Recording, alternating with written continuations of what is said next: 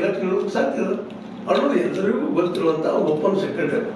ಹೀಗಾಗಿ ಅದನ್ನ ಗ್ಯಾರಂಟಿ ಸಮಿತಿ ವಿರೋಧಿಸಿ ನಮ್ಮ ಬಿಜೆಪಿ ಸ್ಟ್ರೈಕ್ ಮಾಡ್ತಾ ಇದ್ದಾರೆ. ಒಳ್ಳೆಯ ಉದ್ದೇಶ ಕೆಟ್ಟ ಅಂತಲ್ಲ. ಹೌದು, ಯಾಕೆ ಮಾಡ್ತೀವಿ ಅದು 20 ರೂಪಾಯಿ ಹಂಚಬೇಕಪ್ಪ ನೀವು, ಅದೆಲ್ಲ ಪ್ರತಿಯೊಂದು ಇದಕ್ಕೂ ನೀವು ಕ್ಷೇತ್ರಕ್ಕೆ ಗ್ಯಾರಂಟಿ ಕೇಂದ್ರಗಳಿಗೆ ಅಲ್ಲಲ್ಲಿ ಶಾಸಕರಿದ್ದಾರೆ, ಅವ್ರು ಮಾಡ್ತಾರೆ ಕೆಲಸ ಅದನ್ನ ಅಂಥೇಳಿ ಬಿಜೆಪಿಗರ ವಾದ. ಅಂದ್ರೆ ಬಿಜೆಪಿಗರಿಗೆ ಇದು ಆದಷ್ಟು ಸಿಗದಂಗೆ ನಾವು ಗ್ಯಾರಂಟಿ ನಡೆಸ್ತಾ ಇದ್ದು ಪ್ರಚಾರ ಕೊಡೋವಾಗ ಈ ಕಾಂಗ್ರೆಸ್ಸಿಗರು ಈ ಕೆಲಸ ಮಾಡ್ತಾ ಇದ್ರು ಅನ್ನೋದನ್ನ ಇದು ಓಪನ್ ಸೀಕ್ರೆಟ್ ಅನ್ನೋದು.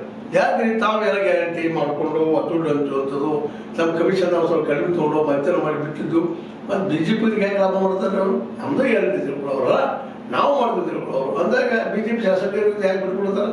ನೀವು ಇವತ್ತು ಹೇಳ್ತಾ ಇದ್ದೀರಿ ಇಲ್ಲ ಇದು ಸಂವಿಧಾನ ವಿರೋಧಿ ಮಾತು, ಹೆಂಗೆ ಮಾಡಬಾರ್ದು ಆಗಬಾರ್ದು ಆ ಮಾತಾಡ್ತೀರಿ, ಧರಣಿನೂ ಮಾಡಿದ್ರಿ, ಸಂಚನ ರಿಪ್ರೆಸೆಂಟೇಟಿವ್ ಆಗ್ಯದ. ಈಗ ಇವತ್ತು ಮತ್ತು ಮುಂದುವರಿ ಸಾಕು ಎಲ್ಲ ಇದ್ದಾವೆ, ಅದು ಆಗಲಿ ಮುಂದುವರಲಿ ಹೋಗಲಿ.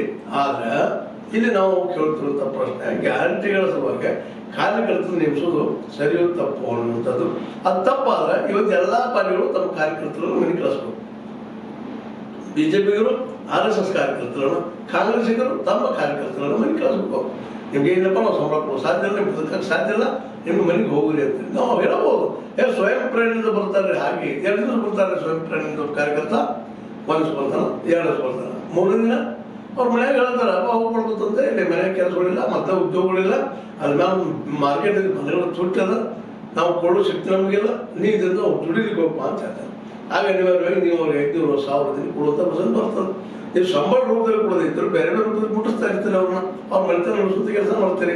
ಯಾಕಂದ್ರೆ ಕಾನೂನು ಚೌಕಟ್ಟು ಸಿಗಬಾರ್ದು, ಅದು ಸಿಗದಾಗ ನೋಡ್ಕೊಂಡು ಹೋಗಿಲ್ಲ. ಭಾಳ ಜನ ಅದ ಕಾನೂನಿನ ಕುಣಿಕೆಯಿಂದ ಹೆಂಗೆ ತಪ್ಪಿಸ್ಕೋಬೇಕು ಅನ್ನೋದು ಕನಸ ಬಾಳದಾರ. ಕುಣಿಕೆ ಹಾಗಾಗೋದು ಹೆಚ್ಚಿಗೆ ಅದನ್ನ ತಪ್ಪಿಸ್ಕೊಂಡು ಹೋಗೋದು ಹೆಂಗೆ ಅನ್ನೋದು ಕನಸ ಬಾಳದಾರ. ಹೀಗಾಗಿ ಯಾರು ಏನು ಟೀಕಾ ಮಾಡಿದ್ರು ಸಹಿತ ಅದು